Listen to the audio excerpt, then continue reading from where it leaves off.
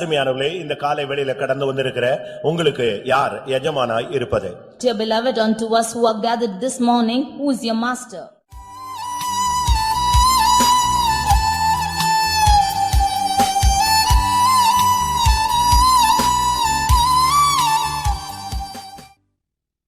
கர்த்தருடைய பரிசுத்த நாமத்துக்கு மகிமை உண்டாவதாக.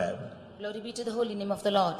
மத்தேயு எழுதின சுவிசேஷம் 6ஆம் அதிகாரம் 24ஆம் வசனத்தை ஒரு விசை வாசிக்க கேட்கலாம். Matthew's Gospel 6 chapter verse 24.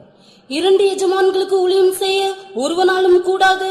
ஒருவனை பகைத்து மற்றவனை சிநேகிப்பான், அல்லது ஒருவனை பற்றிக்கொண்டு மற்றவனை அசட்டை பண்ணுவான். தேவனுக்கும் உலகப் பொருளுக்கும் ஊழியம் செய்ய உங்களால் கூடாது. கர்த்தருடைய பரிசுத்த நாமத்துக்கு மகிமை உண்டாவதாக. Glory be to the holy name of the Lord. ஆண்டவராகிய இயேசு கிறிஸ்து இந்த உலகத்தில் இருந்த பொழுது ஒரு வார்த்தை சொன்னார், இரண்டு எஜமான்களுக்கு உங்களால் ஊழியம் செய்ய முடியாது. When Lord Jesus was on this earth, he said a word, no man can serve two masters. அப்படி இரண்டு எஜமானுக்கு ஒருவன் ஊழியம் செய்தால் ஒருவனை பகைப்பான், ஒருவனை சிநேகிப்பான். If he should so serve two masters, then he will hate the one and love the other. இல்லாவிட்டால் ஒருவனை பற்றிக்கொள்வான், மற்றவனை அசட்டை பண்ணுவான். Or else he would hold to the one and despise the other. ஒரு தேவனுடைய பிள்ளை என்று சொல்லுகிறவனுக்கு ஒரே ஒரு எஜமான் இருக்க வேண்டியது அவசியம். For a child of God, he should have only one master. ஒரு மனிதனுக்கு இரண்டு மனைவிகள் இருந்தால் அவனுடைய வாழ்க்கை எவ்வளவு சீர்குலைந்து போயிருக்குமோ, அதுபோல இரண்டு எஜமானுக்கு ஒருவன் ஊழியம் செய்தால் அவனுடைய வாழ்வும் சீரழிந்து போய்க்கொண்டே இருக்கும். However, a man is having two wives, his life is in disaster, so will a life be in disaster if one is serving two masters. உங்களுடைய வாழ்வின் எஜமான் யார்? Who is the master of your life? உங்களுடைய ஊழியத்தின் எஜமான் யார்? Who is the master of your ministry? உங்களுடைய குடும்பத்தின் எஜமான் யார்? Who is the master of your house? உன்னுடைய தனிப்பட்ட வாழ்க்கையின் எஜமான் யார்? Who is the master of your individual life? உன்னை ஆளுகை செய்வது யார்? Who is ruling over you? யாருடைய கட்டுப்பாட்டிலே நீ இயங்குகிறாய்? In whose control are you functioning? யாருடைய வார்த்தைக்கு நீ அதிகமாய் கீழ்ப்படிகிறாய்? Whose words are you mostly obeying? யாருடைய வழிகளிலே நீ உற்சாகமாய் போகிறாய்? In whose ways are you interestingly walking? உன்னுடைய எஜமான் தேவனாக இருந்தால் உன்னுடைய வாழ்வு இளைப்பாறுதலும் சமாதானமும் நிறைந்ததாக காணப்படும். If your master is God, then your life will be full of peace and joy. ஆனால் இன்றைய தற்போதைய நிலவரம் என்ன? But what is your present state? அநேகர் இரண்டு எஜமான்களுக்கு ஊழியம் செய்கிறார்கள். Many of them are serving two masters. அப்படினால் தான் ஆவியானவர் இந்த வசனங்கள் கொண்டு இந்த காலை வேளையிலே நம்முடைய மத்தியிலே பேச விரும்புகிறார். Therefore the Spirit of God wants to deal with us and speak to us with this verse. நீங்கள் உங்களுக்கு எத்தனை எஜமான்களை வைத்திருக்கிறீர்கள்? With you, how many of you are having how many masters? ஒருவேளை இரண்டு எஜமான்களுக்கு ஊழியம் செய்வது ஆரம்ப காலங்களிலே சாத்தியம் போல தோன்றினாலும் சூழ்நிலைகள் மாறும் பொழுது நீங்கள் சிக்கிக் கொள்வீர்கள். Maybe in the beginning you were able to serve two masters, but when the situations are changing, you will be caught. இரண்டு எஜமானுக்கு நிச்சயமாக ஒருவன் ஊழியம் செய்ய இயலாது என்று இயேசு தெளிவாக சொன்னார். Jesus said, surely no man can serve two masters. இரண்டு எஜமானில் ஒன்று தேவன், மற்றொன்று உலகப் பொருள் என்று சொல்லப்பட்டிருக்கிறது. Of the two masters, one is God and the other is the worldly things. தேவனுக்கும் உலகப் பொருளுக்கும் ஊழியம் செய்ய உங்களால் கூடாது. You cannot serve God and mammon. அருமையானவர்களே, எஜமானாக நீங்கள் யாரை தெரிந்தெடுத்திருக்கிறீர்கள்? Dear beloved, whom have you chosen to be your master? என்னுடைய எஜமான் இயேசு கிறிஸ்து என்று சொல்லுகிறவர்கள் கரங்களை உயர்த்தி ஒரு அல்லேலூயா சொல்லுங்கள். அந்த வார்த்தை உண்மையாகவே கடைசி வரை நீங்கள் கடைபிடிக்க வேண்டிய ஒரு சத்தியமான ஒரு வார்த்தை. That word is true and which you have to carry on till the last. கடைசி வரை இந்த எஜமான் உங்களுக்கு கடவுளாக இயேசுவாக ஆண்டவராக இருந்தால் உங்களுடைய வாழ்க்கை செழிப்பாக அமைந்துவிடும். Till the end, if the master be Jesus, then your life will be full of pleasures. இன்றைக்கு இந்த மார்க்கத்திலே வந்த பின்பு இரண்டு மூன்று எஜமான்களை வைத்துக்கொண்டு வாழ்க்கையிலே முன்னேறலாம் என்று நாம் எண்ணுகிறோம். These days we think that if having two or three masters we can progress in our life. ஒருவன் இரண்டு படகிலே பயணம் செய்ய இயலுமா? Can one travel in two boats? இரண்டு படகிலே ஒருவன் பயணம் செய்தால் என்ன சம்பவிக்கும்? What will happen to a person traveling on two boats? ஒருவேளை கொஞ்ச நேரம் ஒரு த்ரில்லாக இருக்கும். Maybe for some time it is thrilling. ரொம்ப த்ரில்லாக இருக்கும், பார்க்கிறதுக்கு எல்லாருக்கும் சந்தோஷமா இருக்கும், நமக்கும் சந்தோஷமா இருக்கும். ஆனா ஒரு அடி கேப் அது பிரியும் பொழுதுதான் நம்முடைய நிலவரம் பரிதாபம் என்பதை நாம் விளங்கிக் கொள்ள முடியும்.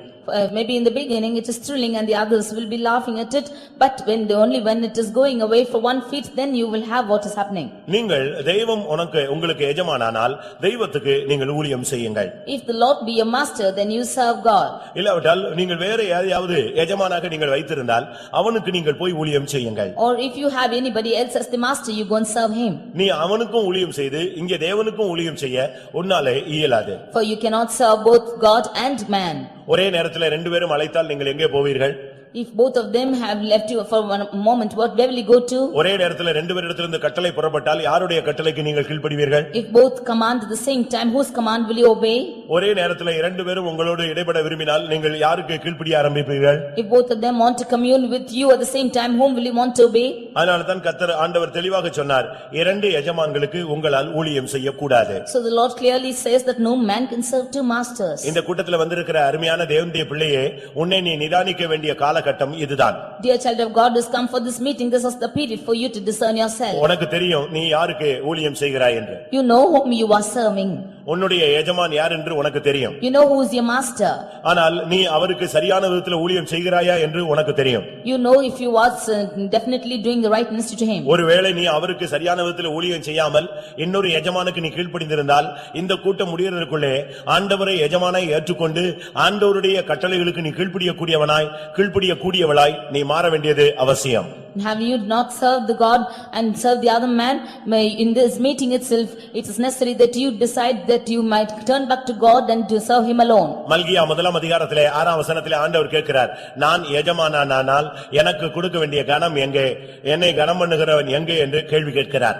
In Malachi chapter 1 verse 6, the Lord says, if I be the master, where's my fear, said the Lord. அருமையானவர்களே, நாம் தேவனுக்கு ஊழியம் செய்வோமானால் நாம் தேவனை கனம் பண்ண கடமைப்பட்டிருக்கிறோம். If we are serving the Lord, then we have to honor our God. உங்களுக்கே தெரியும் நீங்கள் யாரை பகைக்கிறீர்கள், யாரை சிநேகிக்கிறீர்கள். You know whom you are loving and whom you are hating. கடந்த கால ஊழியங்களிலே வாழ்க்கையிலே நீங்கள் யாரை பற்றிக் கொண்டீர்கள், யாரை அசட்டை பண்ணினீர்கள்? In your past life and ministries, whom did you hold on to and despise? தேவனுக்கு ஊழியம் செய்தீர்களா, உலக பொருளுக்கு ஊழியம் செய்தீர்களா? Did you serve God or serve mammon? நீங்களே உங்களை நீங்களே கேள்வி கேட்டு பாருங்களேன். You ask the question yourself. தேவனை பகைத்தீர்களா, இல்லாவிட்டால் தேவனை நேசித்தீர்களா? Did you hate God or love God? நீங்களே யோசிச்சு பாருங்க. Just think and see. நீங்க யாரை நேசித்தீங்க? கடந்த காலங்களிலே நீங்கள் யாரை நேசித்தீர்கள்? In the past days, whom did you love?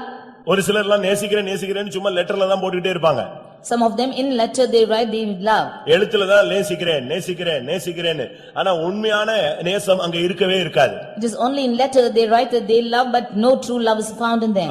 பிரியமானவர்களே, உலக பிரகாரமாக நேசிக்கிறேன் என்ற வார்த்தை அது ஒரு கொச்சையான ஒரு வார்த்தையாக எண்ணப்படுகிறது. The word in worldly terms love means it is something which is a defrauded word. நீ கர்த்தரை தெய்வமானால் நீ கர்த்தரை நேசிக்க வேண்டும். If you have your God as God, then you should love the Lord. 100% நீ ஆண்டவரை நேசிக்க வேண்டும். You should love the Lord 100%. மறுதலித்து சபித்து சத்தியம் பண்ணி தன்னை விட்டு பின்வாங்கி போய் மறுபடியும் மீன்பிடிக்க போனதான அந்த பேதுருவை ஆண்டவர் இயேசு தேடி வந்தார். Denying, backsliding, and one who denied the Lord came seeking after him. அப்பொழுது அவனை தேடி வந்து அவனிடத்துல கேட்ட கேள்வி என்ன? What is the question the Lord asked Peter? நான் எஜமானானால் என்னை நீ மறுபடியும் நேசிக்கிறாயா? If I be your master, will you love me again? இடை நாட்களிலே நான் உனக்கு எஜமானாய் இல்லாமல் போய்விட்டேன். In the days between, I was not your master. என்னுடைய கட்டுப்பாட்டை நீ இழந்து விட்டாய். You have lost control of me. நீ பின்வாங்கி போனாய். You backslided. சோர்ந்து போனாய். You went faint. நீ என்னை மறுதலித்து விட்டாய். You denied me. ஆனால் இப்பொழுது மறுபடியும் நான் உனக்கு எஜமானாய் மாற வேண்டுமானால் இவர்கள் எல்லாரிலும் நீ என்னை அதிகமாய் நேசிக்கிறாயா? But if you have to be your master back again, will you love me more than all these? அதனால தான் சொல்லி இருக்கிறது, ஒரு மனிதன் ஒருவனை நேசிப்பான், ஒருவனை பகைப்பான். Therefore it is said that one can love one and the other he will hate. அருமையானவர்களே, இந்த காலை வேளையிலே உங்களுடைய நேசம் எங்கே இருக்கிறதோ அவர்தான் உங்களுக்கு எஜமான். Dear beloved, this morning wherever your love is, he is your master. நீ பணத்தை நேசிக்கிறாயா? Are you loving your child? மாம்சத்தை நேசிக்கிறாயா? Are you loving your flesh? இந்த உலகத்திலே பிசாசை நேசிக்கிறாயா? Are you loving Satan in this world? உலகத்தில் உள்ள யாரையாவது நீ அதிகமாக நேசிக்கிறாயா? Or are you loving anybody else in this world? நீ யாரை நேசிக்கிறாயோ அவன்தான் உன்னுடைய எஜமானாக இருக்கிறான். Whoever you love, he is your master. யாக்கோபு 4ஆம் அதிகாரம் 4ஆம் வசனத்தை பார்க்கும் பொழுது, In James 4th chapter verse 4, உலக சிநேகம் தேவனுக்கு விரோதமான பகை என்று நீங்கள் அறியீர்களா? Do you not know that the love of the world is enmity to God? ஒரு தேவனுடைய பிள்ளை உலகத்தை சிநேகிக்க ஆரம்பித்தால் அவன் தேவனுக்கு விரோதமானவன் என்று வேதம் சொல்லுகிறது. The word of God says that one who loves the world is an enemy to God. நீ உலக பொருளுக்கு ஊழியம் செய்கிறாயா, உலக பொருளை நீ நேசிக்கிறாயா? Are you loving the things of the world or the things of proclaiming to the world? இன்னைக்கு பாருங்க, ஆராதனையை விட்டு விட்டு கூட அநேகர் பல இடங்களுக்கு செல்லுகிறார்கள். காரணம், உலகத்தை அவர்கள் அதிகமாக இந்த ஆராதனையை காட்டிலும் அதிகமாக நேசிக்கிறார்கள். Today leaving the worship, many of them are going to other places. That is because they love the worldly friends more than the worship. இங்க இருக்கிறதுல எத்தனை பேர் கர்த்தரை அதிகமாக நேசிக்கிறீர்கள்? Here the people among you, how many of you love God more? ஒருத்தரை காட்டிலும் ஒருத்தர் ஆண்டவரை அதிகமாக நேசிக்க வேண்டும். More than everything, man should love God more. நீங்கள் மனைவியை நேசிக்கிறீர்கள், You love your wife, புருஷனை நேசிக்கிறீர்கள், you love your husbands, பிள்ளைகளை நேசிக்கிறீர்கள். you love your children. அது நல்லது. That's good. ஆனால் இவைகள் எல்லாவற்றை காட்டிலும் நீங்கள் ஆண்டவரை நேசிக்கிறீர்களா? But above all this, are you loving your God? அப்படி நேசிக்கும் பொழுதுதான் உங்களுடைய வாழ்க்கையிலே உள்ள போராட்டங்களை நீங்கள் சுலபமாக கடந்து போக முடியும். If you love so, then your problems in your life you can easily overcome. நீங்கள் அப்படி இல்லாத பட்சத்திலே நீங்கள் உலகத்தை சிநேகிக்க ஆரம்பிப்பீர்கள், சாத்தானை நீங்கள் சேவிக்க ஆரம்பிப்பீர்கள். If you are not in that state, then you will love the world and serve Satan. நீங்கள் யாரை நேசிக்கிறீர்கள், யாரை பகைக்கிறீர்கள்? Whom are you loving and whom are you hating? யாரை நீங்கள் கனம் பண்ணுகிறீர்கள், யாரை அசட்டை பண்ணுகிறீர்கள்? Whom are you honoring and whom are you despising? இந்த கேள்விக்கு பதில் உங்களுடைய பகுதியிலே நான் விட்டு விடுகிறேன். I leave the question to yourself. நீங்கள் கடந்த காலங்களில் யாரை அசட்டை பண்ணினீர்கள், யாரை கனம் பண்ணினீர்கள்? You see in the last times as to whom you honored and whom you despised. ஆண்டவரை கனம் பண்ணீங்களா, ஆண்டவரை அசட்டை பண்ணினீர்களா? Did you honor the Lord or despise the Lord? ஆண்டவரை பகைத்தீர்களா, ஆண்டவரை நேசித்தீர்களா? Did you hate the Lord or love the Lord? உங்களுக்கு தெரியும். You know yourself. இதுக்கு இன்னொருத்தன் வந்து பதில் சொல்ல வேண்டிய அவசியம் கிடையாது. There's no need for another to come and answer this. அப்படி நீ பகைத்து ஆண்டவரை அசட்டை பண்ணினால் உன்னுடைய எஜமான் சாத்தானாக இருந்திருக்கிறான். If you had hated the Lord and despised the Lord, then your master is devil. அருமையானவர்களே, நீங்கள் உலக பொருளுக்கு ஊழியம் செய்யும்படியாக அழைக்கப்பட்டவர்கள் அல்ல. Dear beloved, you are not called to serve the things of the world. நாம் தேவனுக்கு ஊழியம் செய்யும்படியாக, தேவனை எஜமானாய் கொண்டு வாழக்கும்படியாக நாம் அழைக்கப்பட்டவர்கள். We are called to serve the Lord and have the Lord as our master. ஆனா வெளியரங்கமாக பார்க்கும் பொழுது நாம் எல்லாருமே கர்த்தரை நேசிக்கிறது போல வெளியரங்கமாக தோற்றத்தை நாம் ஏற்படுத்திக் கொள்கிறோம். But externally we put an appearance that we are loving the Lord. ஆண்டவரை நேசிக்கிறவர்கள் கைகளை உயர்த்துங்கன்னா உடனே நீங்க எல்லாரும் அல்லேலூயா சொல்லி விடுவீர்கள். If I ask you to put up your hands as to whom thou love, then you will all shout hallelujah. இவங்க எல்லாரிலும் அதிகமா நேசிக்கிறவனா உடனே ஒரு 10 பேர் கையை உயர்த்திடுவீங்க. இவர்களுக்குள்ளேயும் நீங்கள் அதிகமா நேசிக்கிறவர்கள் யாருன்னு கேட்டா உடனே அதுல ஒரு 10 பேர் கையை வைத்திருவாங்க. Even if I ask amongst all these, how many of you love the Lord more, then even of them 10 will lift their hands. ஆனா உண்மையான நேசம் எங்கே இருக்கிறது? But where is true love? உண்மையான நேசம் என்பது மரணத்தை பார்க்கிலும் வலிது, பாதாளத்தை பார்க்கிலும் கொடியது. True love is more valiant than death and it's more valiant than hell. உண்மையாகவே இயேசுவை நீ நேசிப்பேன்னு சொன்னா இந்த உலகம் உனக்கு ஒரு குப்பையாகத்தான் தென்பட்டு கொண்டே இருக்கும். If you love the Lord more, truly this world will be a dust to you. ஒரு பையன்ட்ட ஒரு பிரச்சனையை குறித்து பேசிக் கொண்டிருந்த பொழுது, when I was talking about a problem to a boy, அவன் சொன்னான், முதலாவது இயேசுவை நேசிக்கிறேன், இரண்டாவது நான் இந்த காரியத்தை நேசிக்கிறேன்னு சொன்னான். Firstly I love the Lord and secondly that which is in the world. அவனுக்கு இதையும் விட முடியல, அதையும் விட முடியல. He could not leave both this and that. இன்னைக்கு உலக பிரகாரமாக இரண்டு விதமான மனதுள்ளவர்கள் தான் இன்றைக்கு சபைக்குள்ளே அதிகமாக காணப்படுகிறீர்கள். Today there are many of them in this church with two mentalities like this. இன்னைக்கும் கூட சபைக்குள்ளே இரண்டு நினைவு உள்ளவர்கள் ஒரு பெரும் திரள் கூட்டம் இருக்கிறார்கள். Even in this church today there are many who are having two dual thoughts. அவங்க வெளிய போன உடனே அவங்களுடைய ஒரிஜினாலிட்டி வெளிய சாயம் வெளுத்து போகும். When they go out, immediately the originality will leave them. வெளியே போய் அவர்கள் அந்த சூழ்நிலையை சந்திக்கும் பொழுதுதான் அவர்களுடைய எஜமான் யார் என்பது அவர்களுக்கு அப்பொழுதுதான் தெளிவாக தென்பட ஆரம்பிக்கும். Only while going out they face situations, they will know as to who their master is. உங்களுடைய எஜமான் யார்? Who is your master? உங்களுடைய எஜமான் சாத்தானா தேவனா? Is your master Satan or God? நீங்கள் ஆராதிக்கிறது தெய்வத்தையா சாத்தானையா? Are you worshipping God or Satan? பிரியமானவர்களே, நீங்கள் சரியா நிதானிக்க வேண்டிய நேரம் இதுதான் என்பதை நீங்கள் புரிந்து கொள்ள வேண்டும். You should understand that this is the right time for you to discern yourself. இன்னைக்கு நம்முடைய மத்தியில ரெண்டு கூட்டத்தார் இருந்து கொண்டே இருக்கிறார்கள். Today there are two groups of people in our midst. அவர்கள் ஒரு கூட்டத்தாரே ரெண்டு விதத்திலே கிரியை செய்து கொண்டிருக்கிறார்கள். The one group is working in two ways. 50-50 தான் இன்னைக்கு அநேகருக்கு நடந்துகிட்டே இருக்கிறது. Only 50-50 part is working in everyone. இங்கே இருக்கும் பொழுது தெய்வம் ஆராதனை அல்லேலூயா ஆமென், இங்க இருந்து வெளியே போன உடனே அடுத்த செகண்ட் அப்படியே அடுத்த நாணயத்தினுடைய அடுத்த பக்கம் புரட்டப்படுகிறது. When you are out here you shout hallelujah, you say praise the Lord, amen and so on, but when you go out the next side of the coin is shown. Saul ராஜாவை குறித்து நீங்கள் வேதத்திலே படித்து பார்த்தால், When you look at King Saul, ஒரே நேரத்துல அசுத்தாவி அவனுக்குள்ள வேலை செய்தது, பரிசுத்த ஆவியும் அவனுக்குள்ள வேலை செய்தது. at one time did the Holy Spirit work with him and also the evil spirit also. கர்த்தருடைய ஆவி வரும்பொழுது அவன் தீர்க்கதரிசனம் சொல்லுவான். திடீரென்று அந்த ஆவி மாறும் பொழுது அவன் பக்கத்துல இருக்கிறவன் மேல ஈட்டியை எறிவான். When the Spirit of God is dealing with him, then he will prophesy. Immediately when the evil spirit is working with him, he will turn back and put out the spear. ஒரே நேரத்துல இரண்டு விதமான ஆவி ஒரே வசனத்துல அவனுக்குள்ளே ஆளுகை செய்தது. We can see that the same spirit is working in him in the same verse. 1 Samuel 18ஆம் அதிகாரம் 10ஆம் வசனத்தை பார்க்கும் பொழுது 1 Samuel chapter 18 verse 10 when we see, மறுநாளிலே தேவனால் விடப்பட்ட பொல்லாத ஆவி சவுலின் மேல் இறங்கிற்று. அவன் வீட்டுக்குள்ளே தீர்க்க தரிசனம் சொல்லிக் கொண்டிருந்தான். தேவனால் விடப்பட்ட பொல்லாத ஆவி அவன் மேல் இறங்கிற்று. அதே நேரத்துல வீட்டுக்குள்ளே அவன் தீர்க்க தரிசனமும் சொல்லிக் கொண்டிருந்தான். When the evil spirit from God came upon Saul, at the same time he was prophesying in the midst of the house. எப்படி இருக்குன்னு பாத்தீங்களா? See how it is. ஒரே ஆள்தான். It is the same ஒரே person. ஆளுக்குள்ள ரெண்டு விதமான வேலை நடந்துகிட்டு இருக்கு. In one person, two kinds of work are taking place. ஒன்னு அவனுக்குள்ள ஆவியானவர் இருக்கிறார், இன்னொரு பகுதியில அவனுக்குள்ள அசுத்தாவினுடைய போராட்டத்தை உணர்கிறான். On one hand he is having the spirit of God, the next hand he is facing the evil spirit's problem. காலங்கள் கடந்து போன பொழுது இந்த அசுத்த ஆவி அவனை மேற்கொண்டு அவனை தற்கொலைக்கு இழுத்து கொண்டு போய் முடிவை எட்டிவிட்டது. When the time went by, this evil spirit led him to suicide. பிரியமானவர்களே, நீங்கள் இரண்டு எஜமான்களுக்கு ஊழியம் செய்து வந்தால் ஒரு காலத்திலே தேவனை விட்டு நீங்கள் விலகி போய் விடுவீர்கள். Dear beloved, if you would serve two spirits, then you one time you will have to leave the Lord. ரோமருக்கு எழுதின நிருபம் 7ஆம் அதிகாரத்தை பார்க்கும் பொழுது In Romans chapter 7 25ஆம் வசனத்தை பார்க்கும் பொழுது verse 25, ஒரே மனிதன் மனதில் வித்தியாசமாய் வாழுகிறான், மாம்சத்திலே வித்தியாசமாய் வாழுகிறான். one person is living in one part in his mind and in his flesh he is living in another way. ஒரே நபர்தான், It's the same person. ஆனால் அவனுடைய மனதில வாழ்க்கை வேறு விதமாக இருக்கிறது, மாம்சத்திலே வாழ்க்கை வேறு விதமாக இருக்கிறது. But the life in his mind is different to the life in his flesh. அதனால தான் நான் சொன்னேன், இரண்டு எஜமானுக்கு நீ ஊழியம் செய்ய கூடாது. Therefore I said you should not serve two masters in your body. வாசியுங்கள். நம்முடைய கர்த்தராகிய இயேசு கிறிஸ்து மூலமாய் தேவனை ஸ்தோத்திரிக்கிறேன். ஆதலால் நானே என் மனதினாலே தேவனுடைய நியாயப்பிரமாணத்துக்கும் மாம்சத்தினாலேயோ பாவப்பிரமாணத்துக்கும் ஊழியம் செய்கிறேன். அங்க பாருங்க, ஒரே நபர் இரண்டு விதமான ஊழியம் செய்கிறதாக சொல்லப்பட்டிருக்கிறது. Here we see that it's the same person who is serving two things. நல்லா தயவு செய்து இந்த மெசேஜை நீங்க கவனியுங்கள். Just listen to this.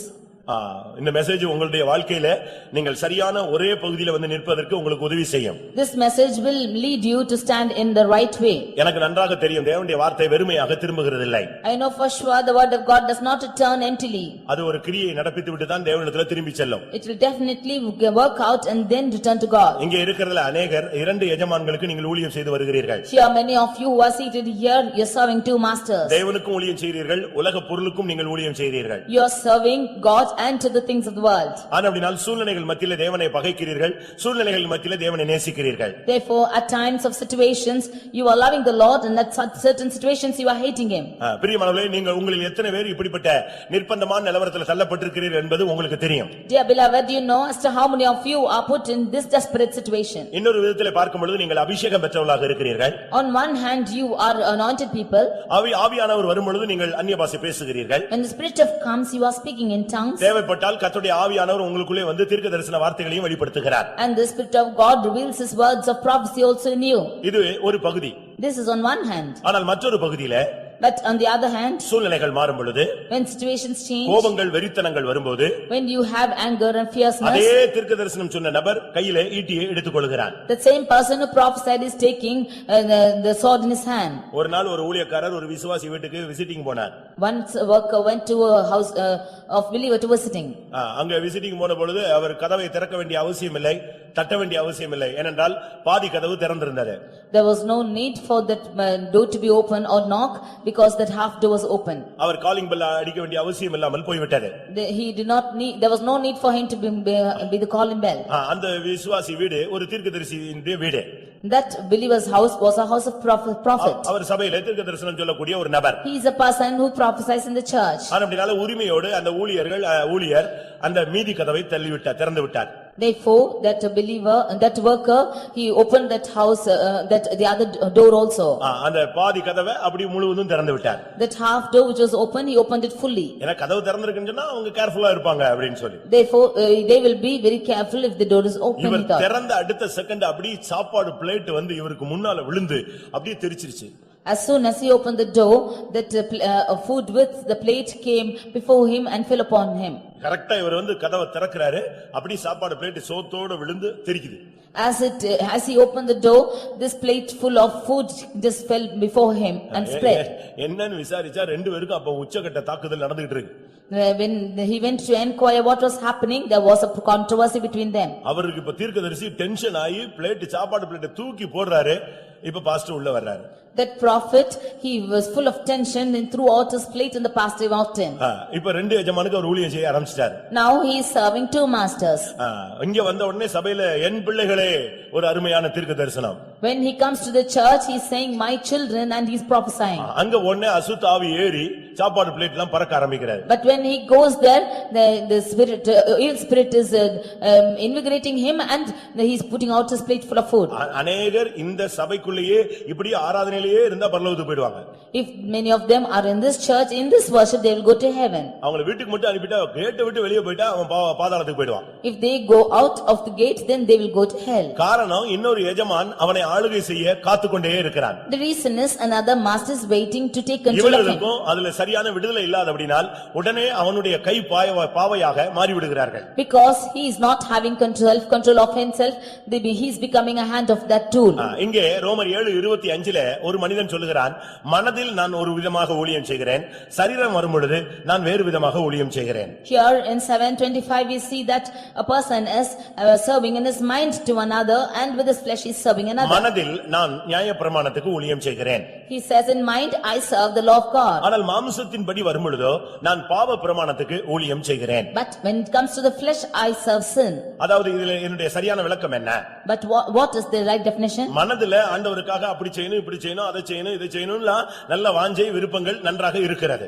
In his mind he has good decisions as to what he has to do for the Lord like this. ஆனால் But அந்த சூழ்நிலையில போகும் பொழுது when he goes through such situations, அந்த சரீரத்திலே அந்த மனதின்படி செயல்பட முடியாமல் தடுக்கப்படுகிறான். he is not able to work with that which is in his mind, in his flesh. அந்த கர்த்தருக்காக ஜெபிக்கணும், அந்த ஜெபம் அந்த நேரத்துல வர முடியல.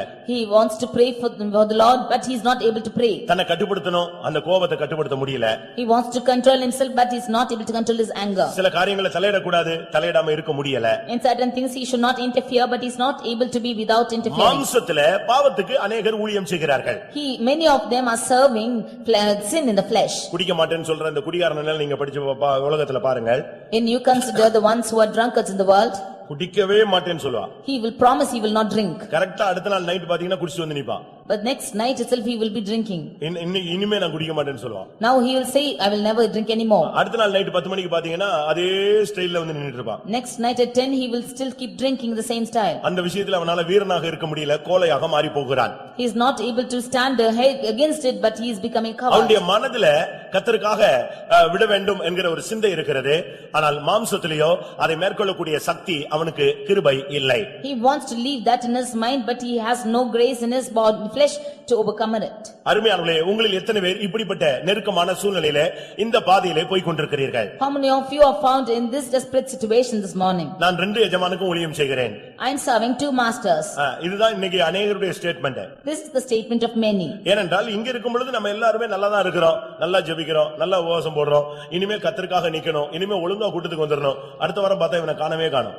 When we are standing here, we make good decisions that we will stand for the Lord, we will come for the meetings, but next week they are not found at all. முதலாம் ராஜாக்கள் 18ஆம் அதிகாரம் 21ஆம் வசனத்திலே கர்த்தருடைய தீர்க்கதரிசி சொல்கிறான், ஏன் இரண்டு நினைவுகளால் நீங்கள் குந்தி குந்தி நடக்கிறீர்கள்? In 1 Kings chapter 18 verse 21, the prophet says, why are you halting between two opinions? எதற்காக ரெண்டு நினைவுகளால் நீங்கள் குந்தி குந்தி நடக்கிறீர்கள்? He is asking, why are you halting between two opinions? கர்த்தர் தெய்வமானால் கர்த்தரை பின்பற்றுங்கள்.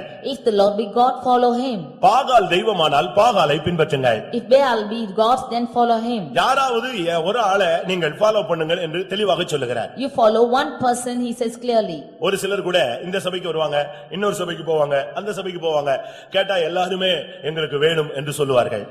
When you ask some people, they say they come to this church, they go to another church, they go to another church also, and they say we want all the churches. உபதேசத்துல உங்களுக்கு ஒரு பிடிப்பு இருக்க வேண்டியது அவசியம். In doctrine you should have a hold.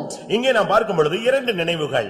We see two opinions here. அதாவது அற்புதங்கள் நடந்தா கர்த்தர் பக்கம் வருவாங்க, பிரச்சனை அதிகமாயிருச்சுனா கர்த்தரை விட்டு வெளியே போய்டுவாங்க. If there are miracles happen, then they will come on the side of the Lord. If there are problems, they will go after him. இந்த இஸ்ரவேல் ஜனங்களுடைய நிலவரம் அன்றைக்கு இப்படி தான் இருந்தது. This was the state of the children of Israel those days. யார் கை ஓங்குதோ அங்க அவங்க வந்து நின்னுக்குவாங்க. Whosoever hand is lifted up, then they will stand on the side. யெகூவின் கை ஓங்கும் பொழுதெல்லாம் அவர்கள் யெகூவோடு சேர்ந்து கர்த்தரே தெய்வம் என்று சொன்னார்கள். When the hand of Jehu was exalted, then they standing with Jehu said he is the Lord. யெசபேலுடைய கை ஓங்கும் போதெல்லாம் பாகாலே தெய்வம் என்று சொன்னார்கள். When Jezebel's hand was lifted up, then they said that Baal was God.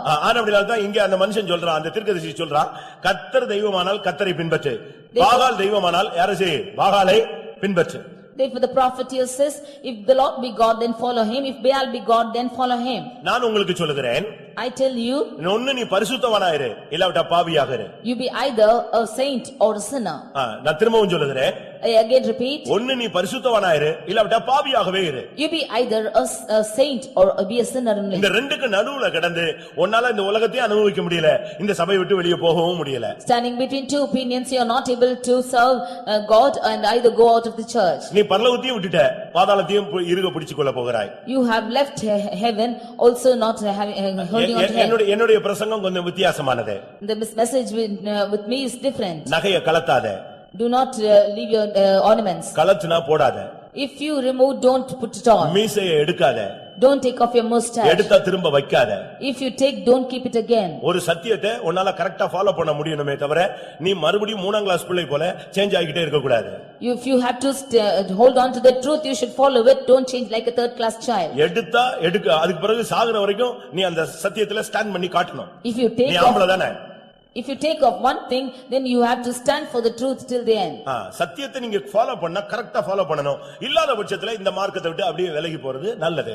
If you should hold on to the truth, you should hold on to it full heartedly, but if not, if you go away from this truth. ஒரு காலத்துல ரொம்ப எழுப்புதலா இருந்துட்டு அடுத்த காலத்துல பார்த்தா மீசை இப்படி திருக்கி விட்டு அப்படி திருக்கி விட்டுட்டு இப்படி அதுக்கு பிறகு பார்த்தா திடீர்னு பார்த்தா கோயிலுக்கு வரும்போது கலத்தி வச்சுட்டு அங்க வெளிய போகும்போது போட்டுக்கிட்டு இந்த டபுள் ஆக்ட் ட்ரிபிள் ஆக்ட் எல்லாம் வேண்டவே வேண்டாம்.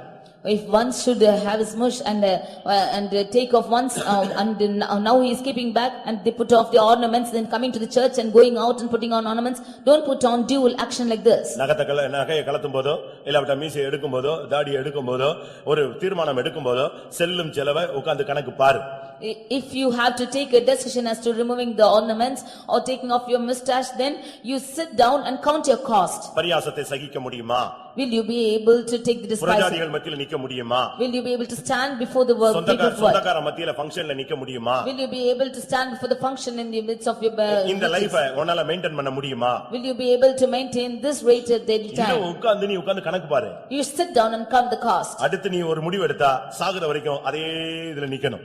If you take a decision, stand with that decision till the death. நீ இந்த ரூபனை போல தண்ணீரை போல தளம்ப கூடாது. இந்த பைபிளை கையில வச்சுக்கிட்டு தளம்ப கூடாது. நீ You should not be Reuben and stagger in your path. எடுத்ததுல நிக்கணும். அப்போ கர்த்தர் உன் பட்சத்துல இருந்து உனக்கு உதவி செய்வார். If you take, stand by what you take and the Lord will help you. கர்த்தர் தெய்வமானால் கர்த்தரை பின்பற்று, பாகால் தெய்வமானால் பாகாலை பின்பற்று. If the Lord be God, then follow him. If Baal be God, then follow him. இந்த உபதேசம் கரெக்ட்னா இந்த உபதேசத்தை ஃபாலோ பண்ணு. வேற ஒரு உபதேசம் கரெக்ட்னா அதை ஃபாலோ பண்ணு. If this doctrine is correct, then you follow this. If another doctrine is correct, then follow that. உன்னை ஆவியானவர் இங்க நடத்துனார்னா இதே பாதையில போ. ஆவியானவர் உன்னை வேற இடத்துக்கு கொண்டு போனார்னா அந்த இடத்துக்கு நீ போ. If the Spirit of God leads you here, you will be led in this path. If the Spirit of God leads you another path, you go away. இரண்டு நினைவுகளோடு நீ குந்தி இந்த மார்க்கத்துல ரெண்டு எஜமானுக்கு நீ ஊழியம் செய்யாதே. You do not halt between two opinions and serve God and this religion. இரண்டாம் ராஜாக்கள்ல 5ஆம் அதிகாரம் 17-18 வசனங்களிலே நாகமான் தீர்க்கதரிசனத்திலே ஒரு வேண்டுதலை வைக்கிறான். In 2 Kings chapter 5 verses 18 and 19, Naaman the prophet is placing two decisions. என்ன கேள்வி கேட்கிறான் தெரியுமா? You know what the question is? என்னை கர்த்தர் சுகமாக்கி விட்டார். If the Lord has claimed me, கர்த்தர் தெய்வம் என்பதை நான் விசுவாசிக்கிறேன். I will believe that the Lord is God. இனிமேல் நான் சர்வாங்க தகன பலிகளை வேற எந்த ஒரு வல்லமைக்கும் நான் செலுத்த மாட்டேன். I will no more offer burnt offerings to any other power. ஆனால் அதே நேரத்திலே But at the same time, என்னுடைய எஜமான் ரிமோன் கோயிலுக்குள்ளே போகும் பொழுது அந்த விக்கிரகத்துக்கு முன்பாக நான் பணிய வேண்டியிருக்கிறது, வேற வழியே இல்லை, நான் பணிந்தே ஆக வேண்டும் என்று கேட்டுக்கொண்டான். When my master goes between Rimmon to worship, then I have no other go. I have to bow myself in that house of Rimmon. கர்த்தர் தான் உன்னை குணமாக்கிட்டாரு, அவ்வளவுதான். அதுக்கு பின்பு நான் ரிமோன் கோயிலுக்கு போறேன், அம்மோன் கோயிலுக்கு போறேன், இந்த சப்ஜெக்ட்ல நீ பேசவே கூடாது. The Lord has healed you, that is end. But you should not talk this subject of going to the church of Rimmon like this. ஏன் அந்த ரிமோன் உன்னை குஷ்டரோகத்திலிருந்து சுகமாக்கி இருக்கலாமே? Why the Rimmon could have cured you from your leprosy? அந்த ரிமோனுடைய வல்லமை உன்னை பரிபூர்ண சுகத்துக்கு கொண்டு போய் இருக்கலாமே? That part of Rimmon could have taken you for perfect healing. நீ அதே தேசத்தில் தானே இருக்கிறாய். You are in that place only now. வருஷக்கணக்காக நீ அதை பின்பற்றி வந்தாயே. For years together you have been following it. இப்போ இவன் கேக்குறான், நான் கர்த்தரையும் பின்பற்றுவேன், அதே நேரத்துல இந்த ரிமோன் கோயிலுக்கு நான் போகணும் அப்படின்னு சொன்னான். Now he is telling, I want to follow the Lord, but at the same time go to the house of Rimmon too. சிலரெல்லாம் கர்த்தர் சாகடிச்சதுக்கு சில காரணங்கள் உண்டு. There are reasons for the Lord to kill certain people. நீங்க ஆந்திரால பாத்தீங்கன்னா சமீபத்துல ஒரு CM செத்து போனாரு. In Andhra there was a person who died recently. CM chief minister died there. ஹெலிகாப்டர்ல அடிபட்டு செத்து போனாரு, உங்களுக்கு தெரியும். He died of a helicopter crash. ஆக்சுவலா அவர் பக்கா சிஎஸ்ஐ ஒரு கிறிஸ்தவ ஒரு சகோதரன். He was a true CSI Christian. ஆனா என்ன நடந்தது? But what happened to him? அவர் சிஎம் இருக்கிறதுனால திருப்பதி கோயில்ல என்ன தூக்கணும்? அந்த திருப்பதி சாமி கட்டுற சேலைகள் இதெல்லாம் தூக்கிட்டு அவர் உள்ள போகணும். But because he was the chief minister, he had to take all what belongs to the God of Tirupati and take it inside. நீங்க கூட பேப்பர்ல படிச்சிருக்கலாம், அவர் தூக்கிட்டு உள்ள போனார். He took that and walked in. அது தேவன் அனுமதிக்கல, அடுத்து தூக்கிட்டு போறதுக்கு அனுமதிக்கல, ஆளை கொன்னுட்டாரு. That was not the desire of God. The Lord did not admit him to take the next time and he killed him. அந்த போஸ்டிங்காக நீ என்னனாலும் செய்வாயா? For this posting will you do anything? அது கர்த்தர் கனம் பண்ண மாட்டாரு. The Lord will not honor it. நீ கர்த்தர் தெய்வம்னா நீ கடைசி வரைக்கும் கர்த்தர் தெய்வம் நிக்கணும். மற்றபடி நீ உன்னுடைய வாழ்க்கையிலே நீ விக்கிரகத்தோடு இணைந்து போவாயானால், எபிராயீமுக்கு விக்கிரகங்களோடு சம்பந்தம் இருக்கிறது என்று ஆண்டவர் சொன்னார், அவன் நியாயம் தீர்க்கப்பட்டான். If you have been delivered, then you should stand for the Lord. If Ephraim had this unity with the idols and the Lord said that he was cursed. உன்னை அருமையான விதத்திலே கர்த்தர் அற்புதமாக யோர்தானிலே முழுக வைத்து உன்னை சுகமாக்கி இருக்கிறார். The Lord has miraculously healed you by dipping you in Jordan. என்னைக்கு நீ ஞானஸ்நானம் எடுத்தாயோ அதற்கு பின்பு சாகிற வரைக்கும் நீ விக்கிரகத்துக்கு பணிவை செய்யவே கூடாது. From the day you are baptized, you should never serve idols till your death. அது சில குடும்பங்கள்ல ரட்சிக்கப்படாதவங்க நிமித்த போராட்டங்கள் இருக்கலாம். Some houses you might have problems because they are not saved. அப்படிப்பட்டவர்களுக்கு நான் சொல்லவில்லை. I do not tell this to those people. ஆனால் உனக்கு முடியும்.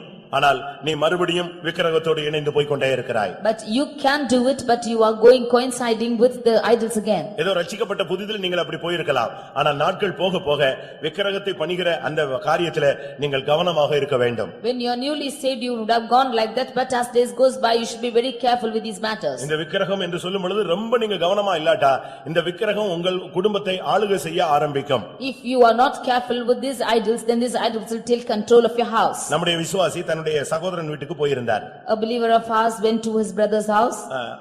இவங்க ரெண்டு பேருமே நல்ல விசுவாசிகள். They were both of them good believers. அவங்க சாதாரண Christian, nominal Christian. They were only nominal Christians. இவங்க அவங்க வீட்டுக்கு போயிருந்தபோது when these people went to their house, அந்த சிஸ்டருக்கு நைட்ல ஒரு ஸ்பிரிட் கிராஸ் ஆகிறது கண்டுபிடித்தாங்க. That sister saw a spirit crossing in that house. ஒரு ஆவி வருது. A spirit is coming for her. அப்படியே கதவுக்குள்ள ஓடி வந்து கரெக்ட்டா பெட்ரூம் போய் பீரோக்குள்ள போயிட்டு ஸ்டாண்ட் பண்ணுது. That spirit came in, went into the bedroom and stopped in the bureau. திரும்ப அது வெளியே போகிறது. Again it went out. இவங்க அபிஷேகத்துல இருந்ததனால இவங்க அத கண்டுபிடிச்சாங்க. Because she was an anointing, she found that. புருஷன்ட்ட சொன்னாங்க, இந்த உங்க தம்பி வீட்ல ஆவியினுடைய போராட்டம் ஒன்னு இருக்குன்னு சொன்னாங்க. She told her husband that is the trouble of the spirits in her brother's house. அவர் சொன்னாரு, எதையாவது சொல்லி குழப்பி விட்டுறாத, கொஞ்சம் இரு, பொறுமையா இருன்னு சொன்னாரு. He said, don't confuse by telling anything, you be patient. அப்போ திரும்பவும் சொன்னாங்க, இல்ல இன்னைக்கு நான் பார்த்தேன் அந்த ஒரு ஆவி உள்ள வந்துட்டு போகுது. Again I saw today that the spirit is coming and going. கடைசில அந்த சகோதரனை கூப்பிட்டு விசாரிச்சாங்க, உன் பீரோல என்னப்பா வச்சிருக்கிற, நீ கிறிஸ்டியன் ஆச்சே, பிசாசு ஏன் பீரோக்குள்ள போயிட்டு போகுதுன்னு கேட்டாங்க. Finally he asked us to what you have in the bureau. You are a Christian, why is Satan going to that bureau? அப்போ அவர் பீரோல ஒண்ணுமே இல்லையே அப்படினு சொல்லிட்டு இருக்கிற பீரோவெல்லாம் க்ளீன் பண்ண ஆரம்பிச்சிட்டார். He said there's nothing in the bureau and started to clean that bureau. அவர் ஒரு கம்பெனில வர்க் பண்றாரு. He was working in a company. அந்த கம்பெனில ஏதோ ஒரு அவார்ட் கொடுத்திருக்காங்க. That company they gave an award to him. அந்த அவார்ட்ல ஒரு சுரூப படம் இருக்கிறது. In that award is an image of an idol. ஒரு விக்கிரகத்தினுடைய படம். It's an image of an idol. அந்த அவார்ட்ல பின்பக்கத்துல அது இருக்குது. In that award backside of it is found. இந்த விக்கிரகத்தை ஃபாலோ பண்ணி யார் வரா? ஒரு ஸ்பிரிட்டுக்கு உள்ள வீட்ல உள்ள உட்கார்ந்துட்டு பீரோல உட்கார்ந்து போகுது. Following that image, another spirit is walking in and going, still sitting in the bureau and going. அதோட அந்த அவார்டு எல்லாம் தூக்கி வெளிய தூக்கி எறிஞ்சிட்டாரு. எனக்கு வீட்டுக்குள்ள பிசாசே வரக்கூடாது. With that he threw away that award and said that we don't want Satan in the house. உங்களை அறியாமலே உங்களுடைய வீடுகளில் நீங்க விக்கிரகத்துக்கு வழிபாடுகளை ஏற்படுத்தி வைத்திருப்பீர்கள். Unknowingly you might have given way for the idols in your house. கர்த்தர் தெய்வமானால் கர்த்தரை பின்பற்றே. If the Lord be God, then follow God. நீ நாகமான், கர்த்தர் உன்னை சுகமாக்கி இருக்கிறார். மறுபடியும் நீ ரிமோன் கோவிலுக்கு போனால் நீ நியாயம் தீர்க்கப்படுவாய். You are Naaman and the Lord has healed you. If you go back to the house of Rimmon, back to worship him, then the Lord will deal with நீ you. இரண்டு எஜமானுக்கு ஊழியம் செய்ய உன்னால் முடியாது. You cannot serve two masters. யாக்கோபு 3ஆம் அதிகாரம் In James chapter 3, 9 இருந்து 12 வரை நாம் படிக்கும் பொழுது verses 9 to 12, ஒரே வாயிலிருந்து துதித்தல் உண்டாகிறது, அதே வாயிலிருந்து சபித்தலும் உண்டாகிறது. from the same mouth proceedeth blessing and cursing. பிரியமானவர்களே, துதித்தலும் சபித்தலும் ஒரே வாயிலிருந்து புறப்படக்கூடாது. From the same mouth should blessing and cursing not proceed. ஒன்று நீ தேவனை துதிக்கிறவனாக இருக்கணும், இல்லாவிட்டா உலகத்தை நீ சபிக்கிறவனாக இருக்க வேண்டும். You should either bless the Lord or you should curse God at the same ஆனா time. இன்னைக்கு என்ன நடக்கிறது? But what is happening? இங்க இருக்கிற வரைக்கும் நல்லா துதிக்கிறோம். அந்த கூட்டம் முடிஞ்ச உடனே நம்முடைய வாயிலிருந்து தாறுமாறான வார்த்தைகள், ஒரே வாய்தான் ஆனா வார்த்தைகள் மாறுகிறது. As long as you are here, you are blessing the Lord with that same mouth, you are pronouncing with different words after the meeting. அப்படியானால் நீ ரெண்டு எஜமானுக்கு ஊழியம் செய்கிறாய். If so, you are serving two masters. நீ ஆண்டவரை துதிக்கிறாய், மற்றொரு பகுதியிலே இன்னொரு விதங்களிலே மற்றவர்களை சபிக்கிறாய். You are praising, blessing the Lord on one hand and also cursing the others. ஒன்று நீ தேவனுடைய பிள்ளையானால் நீ தேவனை துதித்துக் கொண்டே இரு. சபிக்கிற அந்த ஊழியம் உனக்கு கிடையாது. If you be the child of God, then you keep blessing the Lord, only you have the ministry of cursing. உங்களுடைய வார்த்தைகள் ரொம்ப கவனமாக இருக்க வேண்டும். You should be careful with your words. ஏசாயா 29:13 நாம் பார்க்கும் பொழுது, In Isaiah chapter 23 verses 11, 29ஆம் ஏசாயா 13ஆம் வசனத்திலே பார்க்கும் பொழுது, 29 verses 13, உதடுகளினாலே அவர்கள் என்னை நெருங்கி வருகிறார்கள், இருதயத்திலேயோ அவர்கள் தூரமாக இருக்கிறார்கள். They are drawing me with their lips and they are far from me from their heart. உதடுகளினாலே தேவனை கனம் பண்ணி இருதயத்திலே நீ தேவனை விட்டு விலகி போனால் நீ இரண்டு பேருக்கு ஊழியம் செய்து கொண்டிருக்கிறாய். If you with your lips honor God and remove from your heart, then you are have serving two masters. ஒரு சிலர் நம்ம பார்த்த உடனே ரொம்ப சந்தோஷப்படுற மாதிரி காட்டிக்குவாங்க, போன உடனே நல்ல வேலை போயிட்டாருன்னு சொல்லுவாங்க. Some of them they pretend to be happy when we go, but after we go they say it's good he's gone. யார் இப்ப இவரை வர சொன்னதுன்னு கேட்பான். Who asked him to come now? ஆனா நேரடியா பார்க்கும்போது அவங்க பண்ற தனங்கள் அந்த ரொம்ப கோழைத்தனமா பண்றதெல்லாம் பார்த்தா ரொம்ப பவ்யமாக இருக்கும். But all what they are pretending before us will be so devout. நீங்கள் பிரியமானவர்களே, ரெண்டு வேடம் போடக்கூடாது. Dear beloved, you should not put two portions on you. நீங்க டபுள் ஆக்ட் பண்ற அந்த பழக்கமே இருக்க கூடாது. You should not have double act at all. இருதயத்துல என்ன இருக்கோ அதே நீ உதட்டுல காண்பி. What you have in your heart you show on your face. எனக்கு துக்கமா இருக்குன்னா துக்கமா இருக்குன்னு சொல்லு. If you are grieved, then you say you are grieved. நீ மேனேஜ் பண்ணி பழகவே பழகாத. You should not put on a fashion. சமாதானம் இல்லாதிருந்தும் சமாதானம் சமாதானம் என்று சொல்லி என் ஜனத்தின் காயத்தை மேல் பூச்சா என்ன செய்கிறார்கள்? பூசுகிறார்கள். Without peace they say peace peace and they put on an open show over their wounds. ஒரு சிலர்லாம் அப்படிதான் தங்களுடைய பிரச்சனைகளை மற்றவங்களுக்கு தெரியக்கூடாதுங்கிறதுல ரொம்ப அழகா மேனேஜ் பண்றாங்க. Some of them think like this, that their problems should not be shown to the others and they are managing it well. மனைவிட்ட சொல்றாங்க, என்னைய பத்தி நீ சர்ச்சில பேசவே கூடாது. To their wife they say, don't speak about me in the church. என்னைய பத்தி குடும்பத்துல யார்கிட்டயும் நீ பேசவே கூடாது. Should not speak about me to any of them in the family. யாராவது ஏதாவது விசாரிச்சா ஒண்ணுமே தெரியாதுன்னு தான் நீ சொல்லணும். If anybody inquire as to how I am, you should not say, you should say you don't know. நான் என்ன சொல்றேன், நீ ஏன் அப்படி சொல்ற? அப்படி சொல்ற மாதிரி நீ வாழ்ந்து காட்டிக்கோள். Why are you telling like that? You live as to be told like that. துதித்தலும் சபித்தலும் ஒரே வாயிலிருந்து புறப்படக்கூடாது. ஒரே ஊற்றுக்கண்ணில இருந்து தித்திப்பும் துவர்ப்புமான தண்ணீர் புறப்படுமா? Well, blessing and cursing should not proceed out of the same mouth, can from the same fountain proceed both sweet water and bitter. இந்த சீமையை என்ன செஞ்சான் தெரியுமா? You know what Shimei did? தாவீது ஓடி போகும்போது அவன் மேல கல்லு மண்ணெல்லாம் அள்ளி போட்டானா. He came and threw stones upon David. இரத்தப்பிரியனே தொலைந்து போ தொலைந்து போ. Oh bloody man, you depart depart. எல்லா அந்த ஜனங்கள் மத்தியில தாவீதை அசிங்கமா தூஷணமாய் குற்றப்படுத்தினார். In the midst of all the people, he despisefully wounded David. ஆனா அதே நேரத்துல but at the same time, அதே தாவீது திரும்பி வரும்பொழுது ஓடி போய் என்ன செஞ்சிட்டா? முழங்கால் போட்டு மன்னிப்பு கேட்டார். At the same time, when David came back, he went and knelt down and asked forgiveness. பிரியமானவர்களே, நீங்கள் ஒரே ஸ்டாண்ட்ல நின்னு பழகுங்க. Dear beloved, you stand in the same standard. நீங்க கர்த்தர் பட்சத்திலேயே நில்லுங்கள். You stand on behalf of the Lord. நீங்க கொஞ்ச நேரம் கர்த்தர் பட்சத்திலும் கொஞ்ச நேரம் சாத்தானுடைய பட்சத்திலும் நின்று பழகாதிருங்கள். Do not get used to standing for partially with the Lord and partially with Satan. கர்த்தர் பக்கத்துல நிக்கும்போது சில பிரச்சனைகள் உங்களுக்கு வரும். You might have problems when you stand on behalf of the Lord. சில நன்மைகளை இழக்க வேண்டியிருக்கும். Sometimes you will have to lose certain goodness. சிலருடைய ஐக்கியத்தை இழக்க வேண்டியிருக்கும். You will have to lose certain fellowship. சில ஆசீர்வாதங்கள் உங்களை விட்டு வெளியே போய்விடும். Some blessings will go out from you. ஆனா ஒன்று கர்த்தர் உங்கள் பட்சத்திலே நிற்பார். But the Lord will be on your side. நீ கர்த்தர் பட்சத்தில் நின்றால் கர்த்தர் உன் பட்சத்தில் இருந்து உனக்காக அற்புதங்களை செய்வார். If you are on the Lord's side, the Lord will be on your side to do miracles for you. தூஷிக்கிறது, பின்னால போய் திரும்ப தெரியாம செஞ்சிட்டேன் மன்னிப்பு கேட்கிறது, திருப்பி அடுத்த வாரம் தூஷிக்கிறது, திரும்ப தெரியாம பேசிட்டேன்னு சொல்லி மன்னிப்பு கேட்கிறது, இப்படி இந்த வாழ்க்கையே நமக்கு வேண்டாம்.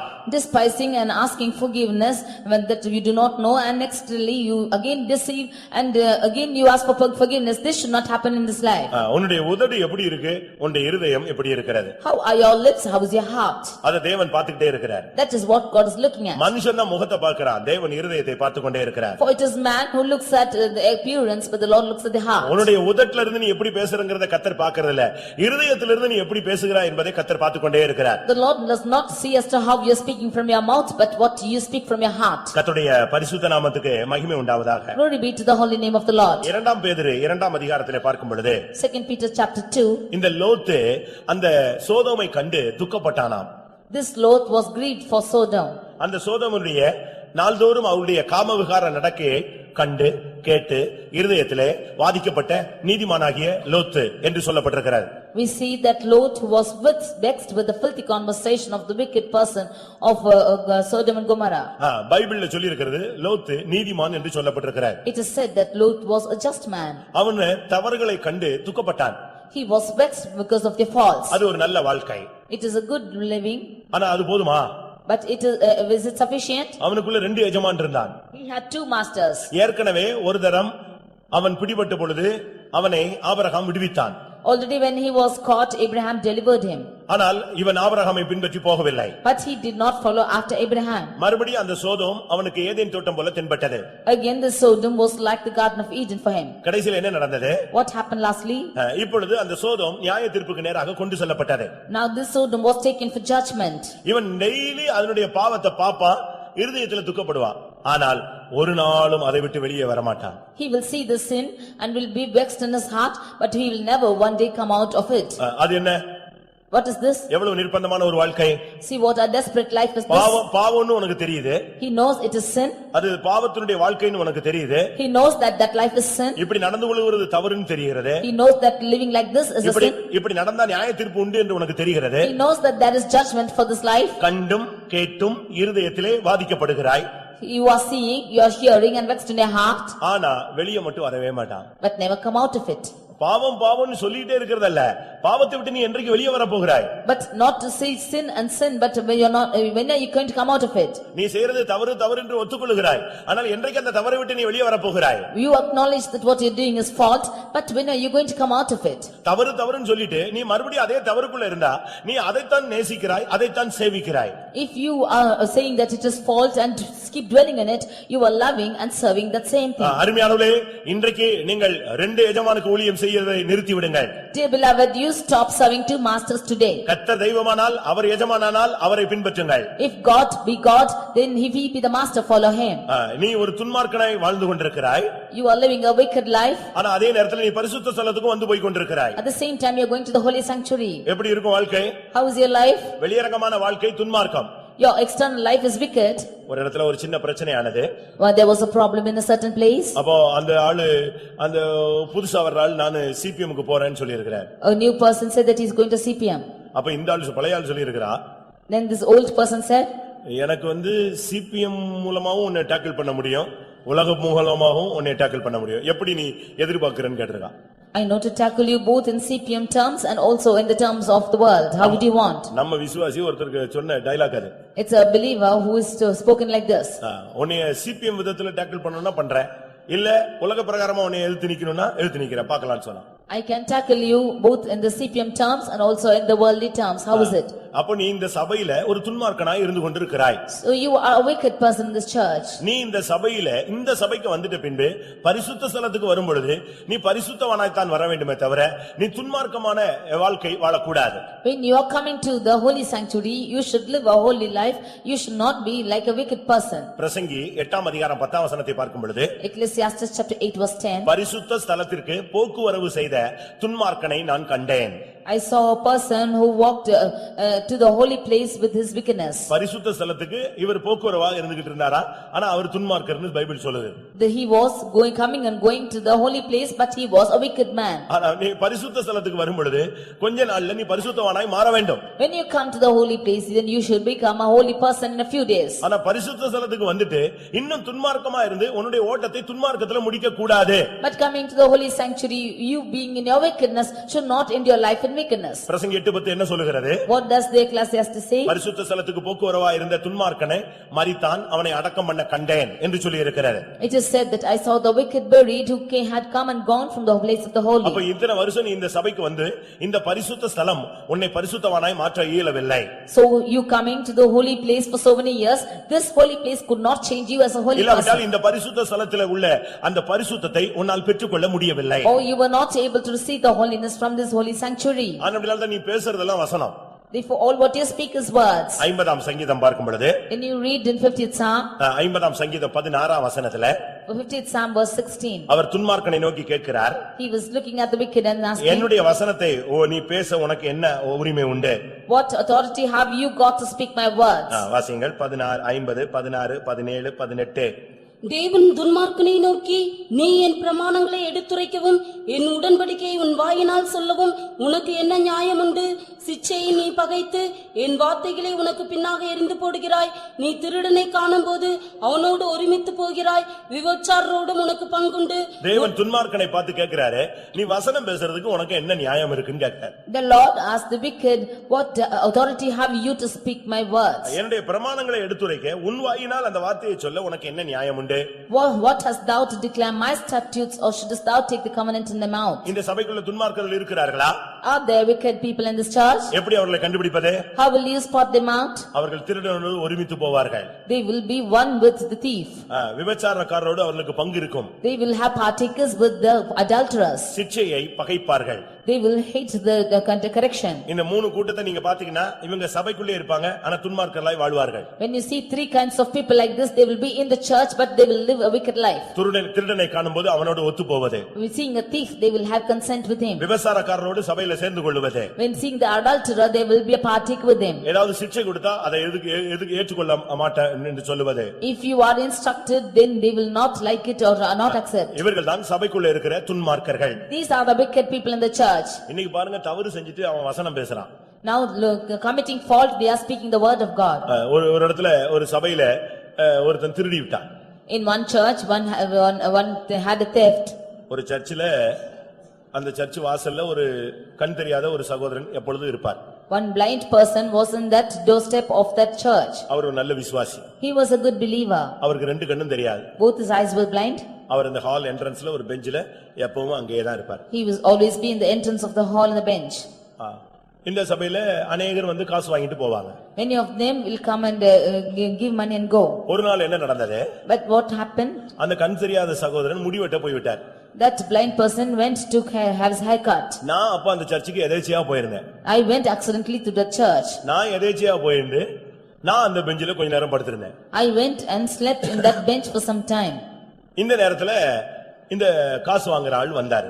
At this time the one who takes the money, he came there. அவர் ஆக்சுவலா என்னைய கண் தெரியாத ஆள்னு நினைச்சிட்டாரு. He thought that I am the blind person. ஏன்னா நான் படுத்திருக்கேன் இல்லையா, அதனால இந்த இடத்துல இவன் தான் படுத்திருப்பான், குருடன் தான் படுத்திருப்பான்ட்டு அவர் உள்ள போயிட்டாரு. He thought that only the blind person will be sitting there and he's saying, so he went inside. அங்க போனா He went in. இப்படி ஹால் முடியும்போது பிரதர் ரூம் உள்ள இருக்காரு. And the brother is there inside that room. இவர் நேரா போய் அவரை கூப்பிட்டுட்டே இருந்தாரு. And he went there and he called out to him. அவர் வந்த மாதிரி தெரியல. He did not come out. இவர் அப்படி திரும்பி பார்த்தாரு. He looked here and there. என்னைய பெஞ்சில பார்த்தாரு. Then seeing me on the bench. நான் தான் கண் தெரியாதவனே. He thought that I'm blind. அதனால அவருக்கு ஒன்னும் வசதியா போயிருச்சு. So it was very favorable for him. அங்க சிஸ்டர் சைடு பார்த்தாரு. He looked at the sister side. எங்க பார்த்தாலும் மனுஷனே இல்ல. No people anywhere. என் ஒருவனை தவிர. No, leaving me alone. என்ன பண்ணாரு? What happened? அப்போ அந்த வாசல்ல ஒரு table. There was a table and the door. ஒரு 4-5 பெட்ஷீட் போட்டு அயன் பாக்ஸ் அயன் பண்றதுக்காக ரெடியா இருக்கு.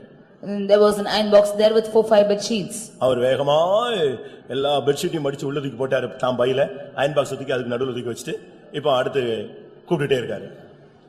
He took all the bed sheets and took the iron box and in the bag and stuffed it in and he's going out. அவன் இன்னும் என்னை குருடனாவே நினைச்சிட்டு இருந்தான். பாவம் நான் பாத்துக்கிட்டே இருக்கறேன் அங்க இருந்து. He still thought that I'm a blind person when I'm watching him. நான் அங்க இருந்து பாத்துட்டே இருந்தேன். என்னடா இது காசுக்கு தானே வந்தா? கொஞ்ச நேரத்துல வந்துட்டாங்க ஆளுங்க எல்லாம் வந்துட்டாங்க. And in some time all the people came back and I was thinking as to what's happening. வந்த உடனே எனக்கு சாப்பாடு சாப்பிட்டு எத்தனையோ நாள் ஆச்சுன்னு சொன்னா உடனே சாப்பாடுலாம் கொடுத்தாங்க சாப்பிட்டுட்டு இருக்காரு. He said it was many days since I had eaten food and they gave him food and he ate. சரி இப்ப சாப்பாடு முடிந்தது. Now the food was over. ஊழியக்காரர் வந்து காசு கொடுத்தாரு. And the worker came and gave him money. இப்ப கிளம்பணும். Now he has to go. இப்ப திருப்பியும் பார்த்தாரு எல்லாரும் அவங்கவங்க ஒதுங்கி போயிட்டாங்க. அந்த சீன் முடிஞ்சிருச்சு. Now again turned back and saw that scene was over and all of them had gone. திரும்பவும் இப்ப நான் ஒரு ஆள் தான் அங்க இருக்கறேன். Again I am there alone. உடனே பார்த்தாரு இந்த பிளேட் இந்த டம்ளர்லாம் தூக்கி உள்ள வச்சிட்டாரு. He took all the plates and tumblers and kept it inside. எல்லாத்தையும் தூக்கிட்டு இப்ப வெளிய கிளம்பிட்டாரு. And taking all these he went out. கேட்ட தாண்டற வரைக்கும் நான் குருடனாகவே இருந்தேன். As long as he went out of the gate I was like a blind person. கேட்ட தாண்ட உடனே ஒரு பையனை கூப்பிட்டு அவனை கூட்டி வான்னு சொன்னான். I called another boy and asked him to go and bring him from the gate. அது வரைக்கும் கால்ல ஒரு துணி போட்டு ஒரு கட்டி ஒரு பெரிய வியாதியஸ்தன் போல தான் உள்ள வந்திருந்தாரு. He came inside with a big bundle over his leg and as a sick person he came in. கேட்ட தாண்ட உடனே அந்த பேண்டேஜ் எல்லாம் தூக்கி உள்ள பாக்கெட்ல போட்டு கிளம்பி வேகமா போயிட்டு இருக்காரு. Immediately as he crossed the gate he took all the bandage and he was walking very fast. நான் உடனே ஆளை அனுப்பி அவனை தூக்கிட்டு வந்துட்டோம் திருப்பி கொண்டு வந்துட்டோம்.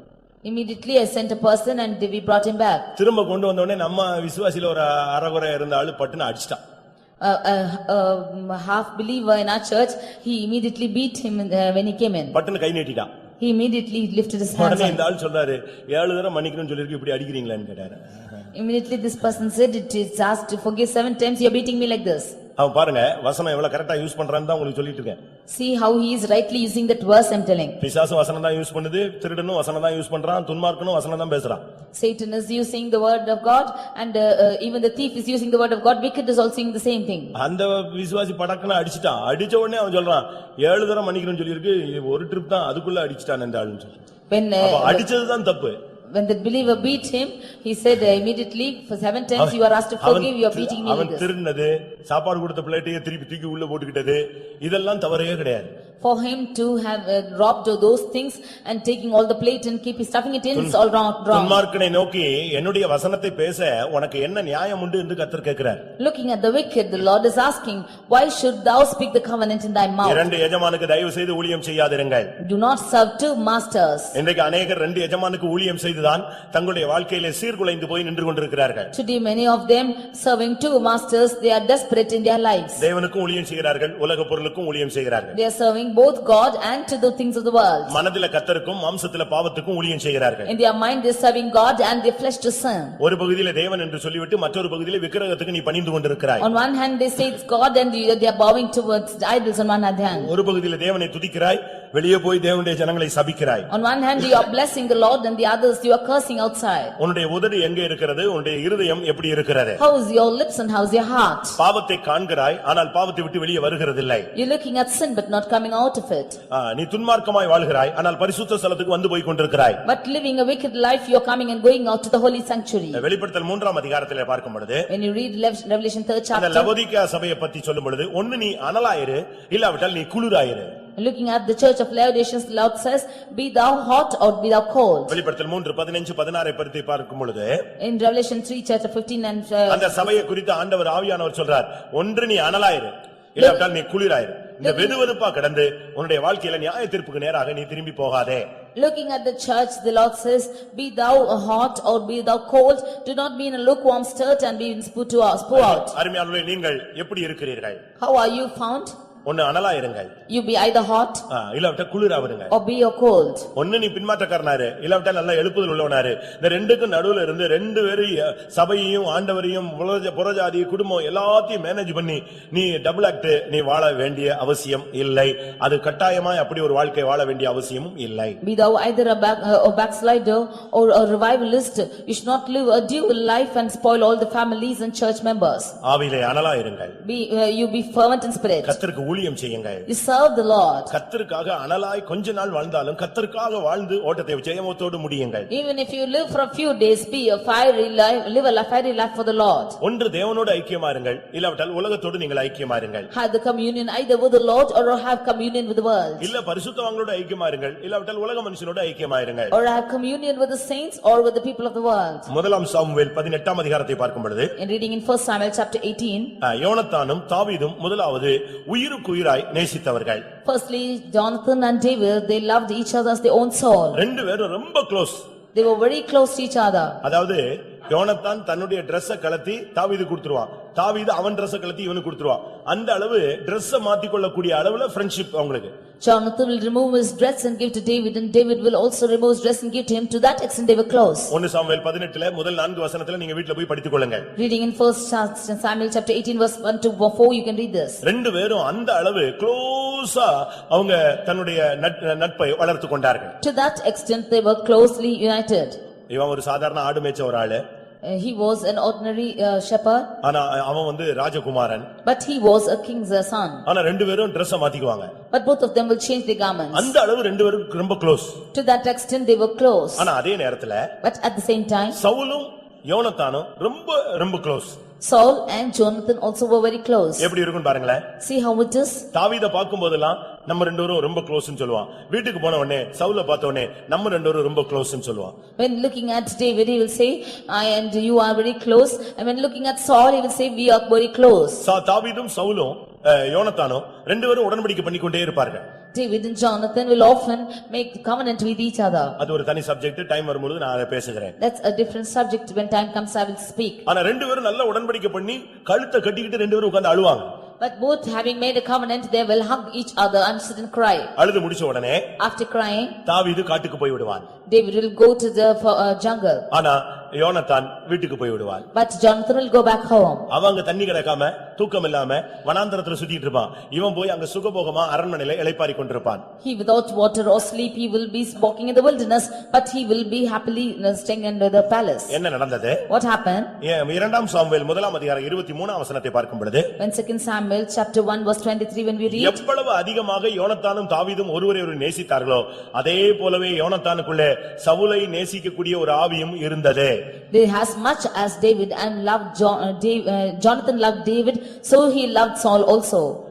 அவன் உயிரோடு இருக்கையிலே சவுலும் யோனத்தானும் இன்பமா இருந்தார்கள், பிரிந்து போனதே கிடையாது. When Jonathan and Saul were alive, they were pleasant in their lives, they were never divided. எப்படி இருக்கும் பாத்தீங்களா? See how it was? உயிரோடு இருக்கையில் சவுலும் யோனத்தானும் பிரியமும் இன்பமுமாய் இருந்தார்கள். When they were alive, Saul and Jonathan were pleasant in their lives. என்னதான் இருந்தாலும் அவனுக்கு அந்த சுகபோக வாழ்வை விட்டு வர முடியவில்லை. Whatever happens, he was not able to live his luxurious life. என்னதான் இருந்தாலும் உடன்படிக்கையை காப்பாற்றிக் கொள்ள அவனால முடியவில்லை. Whatever happens, he was not able to keep the covenant. எப்படி தாவீதை நேசித்தானோ அதே போல சவுலையும் அவன் நேசித்தான். As much as he loved David, so did he love Saul. உன்னுடைய ஐக்கியம் யாரோடு இருக்கிறது? Whom is your relationship with? உன்னுடைய ஐக்கியம் தாவீதோடு இருக்கிறதா? உன்னுடைய ஐக்கியம் சவுலோடு இருக்கிறதா? Is your unity with David or with Saul? உன்னுடைய ஐக்கியம் கரெக்ட்டாக இருந்தால் உன்னுடைய வாழ்க்கை முடிவும் நன்றாக இருக்கும். If your unity is correct, then your end will also be right. என்ன நடந்தது?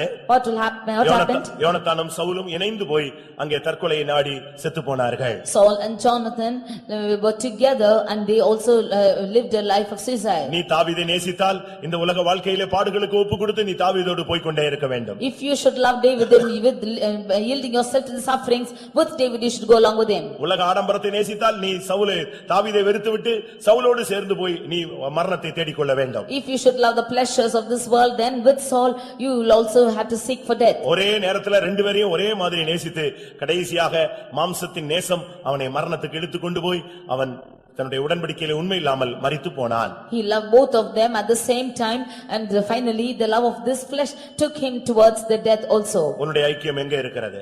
Now where's your love? நீ யாரை அதிகமா நேசிக்கிறாய்? Whom are you loving more? இயேசுவை நேசிக்கிறாயா? Are you loving God more? பரிசுத்தவான்களை நேசிக்கிறாயா? Or are you loving the saints? இல்லாவிட்டால் உலக மனிதர்களை நீ நேசிக்கிறாயா? Or are you loving the people of the world? பின்மாற்றக்காரனை நேசிக்கிறாயா? Are you loving the backslider? இன்னைக்கு ஒரு சிலர் எல்லாம் பின்மாற்றக்காரங்களோட ரொம்ப க்ளோஸ் ரிலேஷன்ஷிப் வைக்கிறீங்க. ஒரு நாள் உன்னை இழுத்து கொண்டு போய் சேர்த்துருவான். Now many of them are having the relationship with the backsliders. One day definitely he will take you away.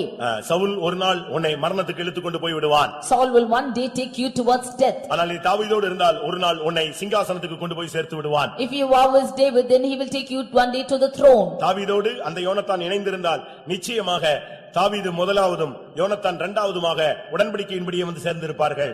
If Jonathan was united with David, then definitely according to the covenant David would have been first and Jonathan would have been second. ஆனால் சவுலோடு ஐக்கியம் வைத்திருந்ததனால் சவுல் அவனை மரணத்துக்கு இழுத்து கொண்டு போய் ஓட்டத்தை முடிக்க வைத்து விட்டான். But since he had the relationship with Saul, Saul made him to take him to the battle and finally ended him in death. அநியாயமாய் Gilboa மலையிலே இரத்தம் சிந்து மரித்து போய் விட்டான். And he had to shed his blood and die.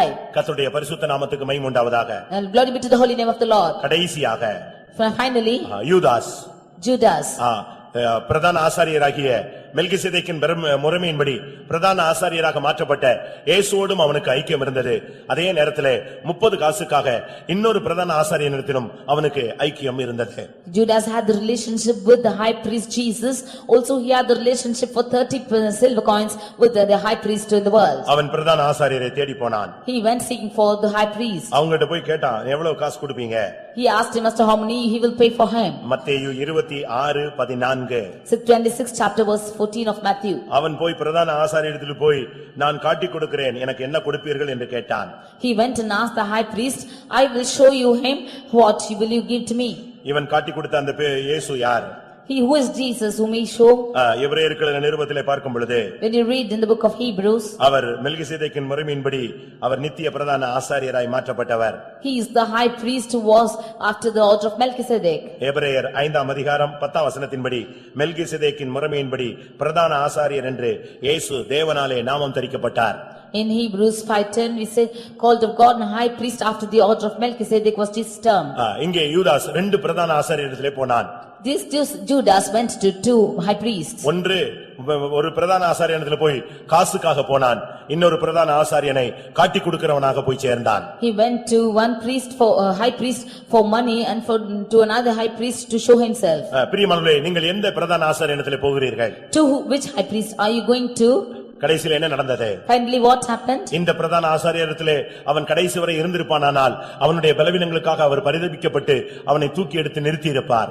Had he been with this high priest till the last, he would have worried for his weakness and would have lifted him up. ஆபிரகாமின் சந்ததிக்கு கை கொடுத்தவர் நிச்சயமாய் அவனுக்கு கை கொடுத்திருப்பார். He who gave his hand for the seed of Abraham would also give hand for him. ஆனால் இந்த ஆசாரியனை விட்டுவிட்டு இன்னொரு பிரதான ஆசாரியனிடத்தில் போய் 30 வெள்ளிக்காசை வாங்கி கொண்டு வந்தபடினால் நான்று கொண்டு செத்தான். But leaving this high priest, because he went to another priest, high priest, and got 30 silver coins, he had to be hanged. அந்த பிரதான ஆசாரியன் இவனை ரட்சிக்க கூடாமல் போய்விட்டதே. That high priest could not save him. இவன் போய் சொல்றான், ஐயோ குற்றமில்லாத இரத்தத்தை காட்டி கொடுத்துட்டேன்னு போய் கேட்டதுக்கு அவங்க சொன்னாங்க, அது ஓம்பாடு போயிட்டு வான்னு சொல்லி துரத்தி விட்டாங்க. He went to the high priest and said, I have shown the blood which is not to be at fault. They said it's your fault. அருமையானவர்களே, உங்களில் எத்தனை பேர் இன்றைக்கு 2 எஜமான்களுக்கு ஊழியம் செய்கிறீர்கள்?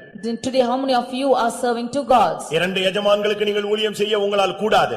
You cannot serve 2 masters. உங்களுக்கே தெரியும் இதுவரை நீங்கள் யாருக்கு ஊழியம் செய்தீர்கள்? For you know as to whom you have served thus far. ஆண்டவரை பகைத்தீர்களா, ஆண்டவரை சிநேகித்தீர்களா? Did you hate the Lord or love the Lord?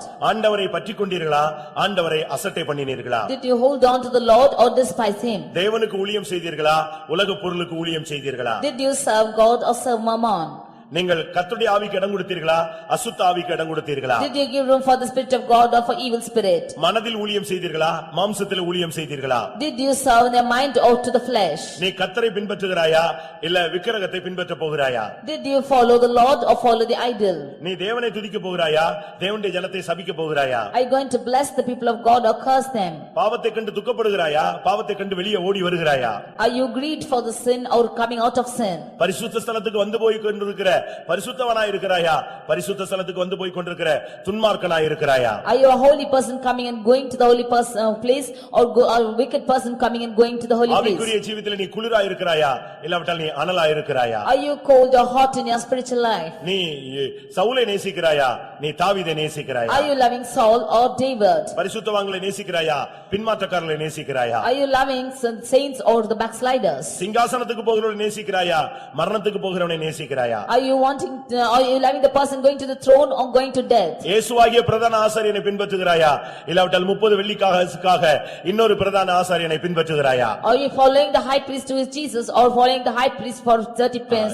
எல்லாரும் கண்களை மூடுவோம் பிரியமானவர்களே. Let's all close our eyes. உங்களுக்கு நல்ல கேள்விகள் இன்றைக்கு முன்பாக வைக்கப்பட்டிருக்கிறது. There are a few questions kept before you. உங்களுடைய வாழ்க்கையிலே நீங்கள் பல பகுதிகளிலே நீங்கள் கொண்டு செல்லப்படுகிறீர்கள். You are led in your different parts in your life. இந்த வாழ்க்கையிலே உங்களுடைய வாழ்க்கையிலே நீங்கள் யாருக்கு ஊழியம் செய்கிறீர்கள்? Whom are you serving in your life? மறுபடியும் அதே கேள்வி. 2 எஜமான்களுக்கு ஊழியம் செய்ய உங்களால் கூடாது. It is not possible to serve 2 masters. 2 எஜமான்களுக்கு ஊழியம் செய்ய ஒருவனாலும் கூடாது. It is not possible with any man to serve 2 masters. ஆண்டவரே, நான் உமக்கு ஊழியம் செய்ய விரும்புகிறேன் என்று சொல்லுகிறவர்கள் கண்களை மூடி முழங்கால் படியிடலாம். All those who want to serve God, only then close your eyes and kneel down. இன்னைக்கு நீ ஒரு சரியான தீர்மானம் எடுக்க வேண்டிய ஒரு நேரம் இதுதான். This is the time for you to take your right decision. போதும், நம்முடைய இஷ்டத்துக்கு டபுள் ஆக்ட் பண்ணதெல்லாம் போதும். Enough for the times that when we have double acted. நம்முடைய வாழ்க்கையிலே மறுபடி நாம் தோற்று போனது போதும். Again and again facing defeats, that's sufficient in our life. மறுபடி தேவனை விட்டு விலகி போனது போதும். Enough for departing from the Lord again and again. தேவனை பகைத்து தேவனை விட்டு விலகி தேவனை அசட்டை பண்ணி வாழ்ந்த காலங்கள் போதும். Enough for hating the Lord, despising the Lord and living the life. இனி மனதில் மாத்திரமல்ல, மாம்சத்திலும் நீ கர்த்தருக்காக ஊழியம் செய்ய வேண்டும். Not only in the mind but also in the flesh we should serve the Lord. இனிமேல் உன்னுடைய வாயிலிருந்து சபித்தல் வரவே கூடாது. Hereafter there should be no curse found in your mouth. பாவத்தை கட்டு நீ விலகி ஓடிவிடு. You should run away from the sin. பரிசுத்த ஸ்தலத்துக்கு வந்து நீ பரிசுத்தவானாய் மாறிக்கொள்வாயாக. Coming to the holy place, be a holy person. ஆவியிலே அனலாய் மாறுவாயாக. You be fervent in the spirit. தாவீதோடு உன்னுடைய ஐக்கியத்தை வளர்த்துக்கொள். You preserve the spirit with the saints. இயேசுவிடம் மாத்திரம் உன்னுடைய ஐக்கியத்தை வைத்துக்கொள். You keep your fellowship with Jesus alone. எந்த விக்கிரகத்தையும் பின்பற்ற மாட்டேன் என்று தீர்மானம் எடுத்துக்கொள். Determine not to follow any idols. ஆண்டவரே, உம்மை மாத்திரம் நேசிப்பேன். Lord, I will love you alone. உம்மை மாத்திரம் நேசிப்பேன். Lord, I will love you alone. உம்முடைய வழிகளில் மாத்திரம் நடப்பேன். I will walk in your ways. உம்முடைய கற்பனைகளின்படி நான் செயல்படுவேன். I will do according to your commandments. நீரே எனக்கு தெய்வம். You are my God. நீர் மாத்திரம் எனக்கு போதும். You are all sufficient for me. இந்த வாழ்க்கை மாத்திரம் எனக்கு போதும். Your life is sufficient for me. எனக்கு இரட்டை வாழ்க்கை வேண்டாம். I do not want a dual life. நான் கடைசி வரை உமக்காக நிற்க விரும்புகிறேன். I want to live a life for you alone. உம்மை மாத்திரம் நேசிக்க விரும்புகிறேன். I want to love you alone. உம்மை மாத்திரம் பின்பற்ற விரும்புகிறேன். I want to follow you alone. உம்மை மாத்திரம் சேவிக்க விரும்புகிறேன். I want to serve you alone. என்னுடைய ஓட்டம் முடிகிற வரை நீர் மாத்திரம் எனக்கு எஜமானாய் இருந்தால் போதும். To the end of my race, if you are my master, it is sufficient. ஹalleluya. வாயை திறந்து நான் சொன்ன அறிக்கையை திரும்ப சொல்லுங்கள் பிரியமானவர்களே. ஹalleluya. எனக்கு நீர் மாத்திரமே எஜமான். ஹalleluya. வேற எந்த வல்லமை நான் சேவிக்க மாட்டேன். வேற எந்த வல்லமைக்கு நான் பின்னாக போக மாட்டேன். வேற எந்த வல்லமை நான் கனம் பண்ண மாட்டேன். வேற எந்த வல்லமை நான் நேசிக்க மாட்டேன். எல்லாரும் வாயை திறந்து சொல்லுங்க பிரியமானவர்களே. ஒரு அறிக்கையோடு ஒரு அபிஷேகத்தோடு கூட்டத்தை முடிக்கலாம்.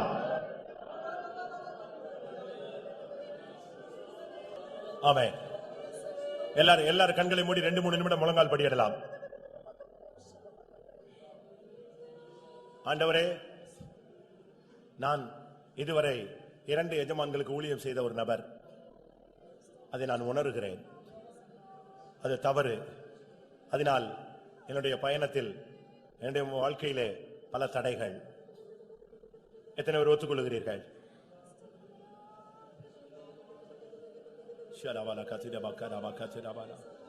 கர்த்தர் உன்னை காண்கிறார்.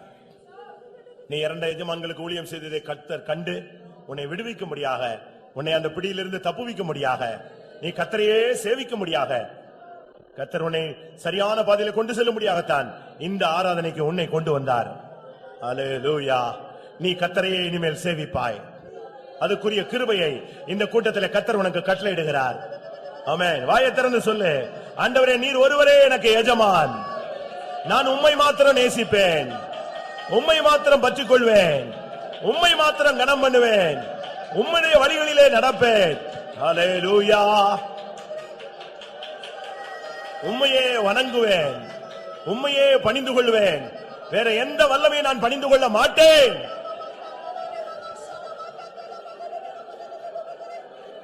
திரபல கத்திரப கரப கத்திரபானியா ஷிரபலப திரேவினா திரா கரா திரபானியா ஏடப கரப கத்திரபல கத்திரபானியா.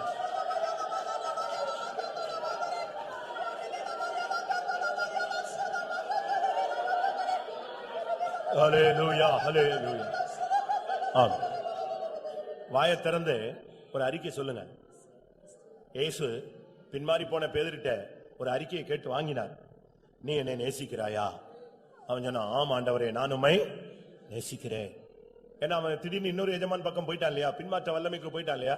திருப்பி கேட்கிறார், நீ என்னை நேசிக்கிறாயா? ஆம் ஆண்டவரே, நான் உம்மை நேசிக்கிறேன். திரும்ப கேட்டார், நீ என்னை நேசிக்கிறாயா? இப்ப இதே கேள்வி கர்த்தர் இந்த கூட்டத்துல உன்னை பார்த்து கேட்கிறார். வாயை திறந்து சொல்லு, கர்த்தாவே, நான் உம்மை நேசிக்கிறேன், நான் உம்மை பற்றிக் கொள்வேன், நான் உம்முடைய வழிகளிலே ஓடுவேன், நான் வேறு வழிகளிலே போக மாட்டேன், உம்மையே நேசிக்கிறேன். வாயை திறந்து சொல்லுங்க பார்க்கலாம். அல்லேலூயா. நீர் எஜமான், நீர் என் தகப்பன், நீர் என் மணவாளன். ஆமென்.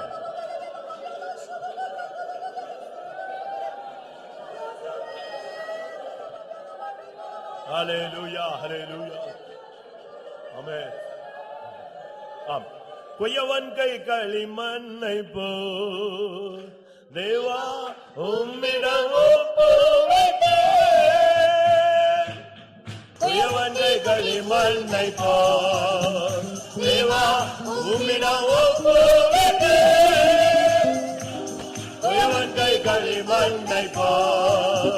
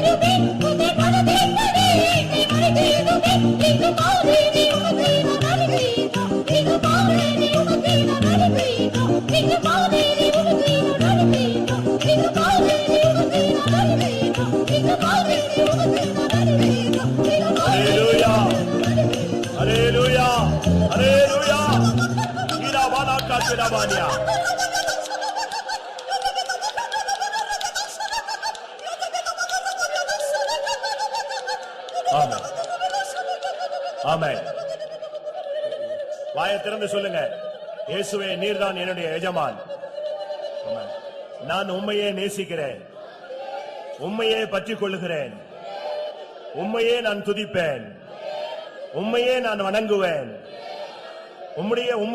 உம்மிடத்திலேயே என்னுடைய ஐக்கியம் இருக்கும், கடைசி வரை நான் உம்மையே பின்பற்றுவேன். அல்லேலூயா. எத்தனை பேர் அப்படி சொல்லுகிறீர்கள் பிரியமானவர்களே? ஆமென். கர்த்தர் தான் இனிமேல் உன்னுடைய எஜமான். அல்லேலூயா அல்லேலூயா. தெய்வம் உன்னுடைய எஜமானா இருந்தால் நீ தோற்று போக மாட்டாய்.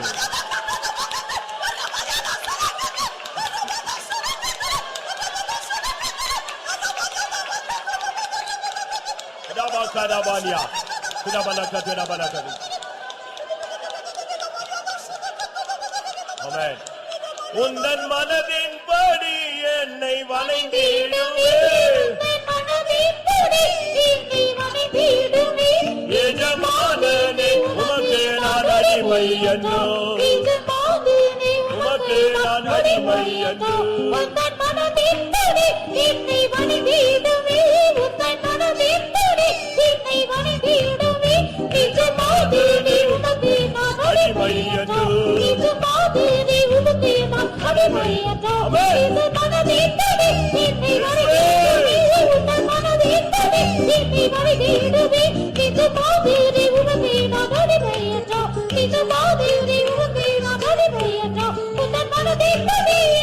Hallelujah.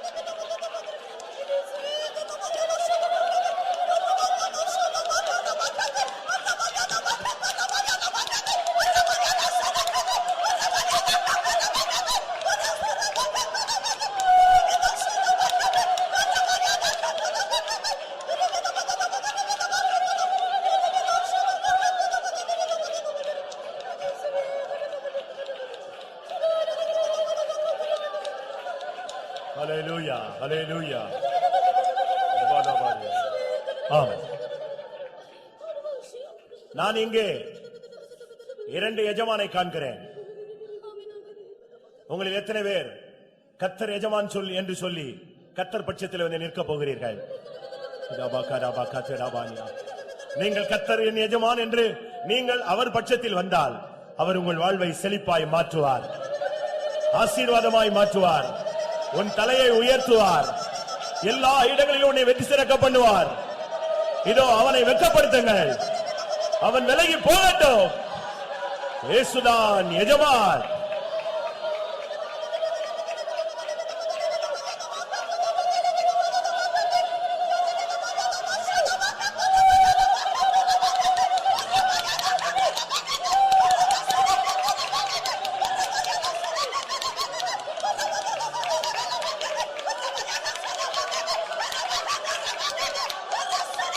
Hallelujah.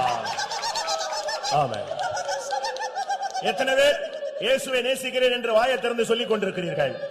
Hallelujah. உள்ளத்தின் ஆழத்திலிருந்து உங்களுடைய வாயிலிருந்து எத்தனை பேருடைய அறிக்கை உண்டாகி கொண்டிருக்கிறது? உன் சத்தத்தை கர்த்தர் கேட்டுக் கொண்டிருக்கிறார். நேசிக்கிறேன் என்று நீ சொன்னாயே, உன்னுடைய வார்த்தை அவருடைய செவிகளிலே ஏறிக் கொண்டிருக்கிறார்.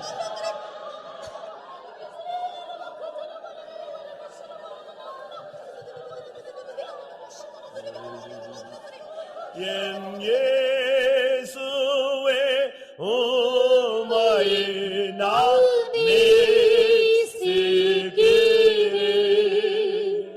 வேறென்று வீண் வாழ்வையும் நாடாதிருப்பேன்.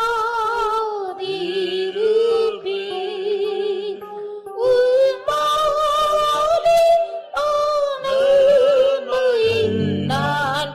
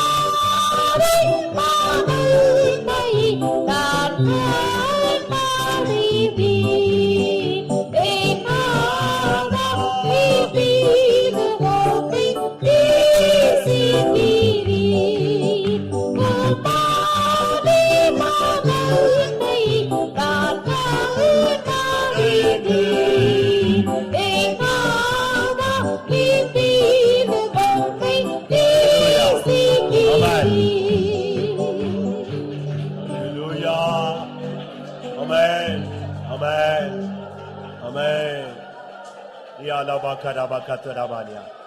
ஆமென். கர்த்தருடைய சமூகத்துக்காக ஸ்தோத்திரம் பண்ணுவோம். ஸ்தோத்திரம் ஸ்தோத்திரம்.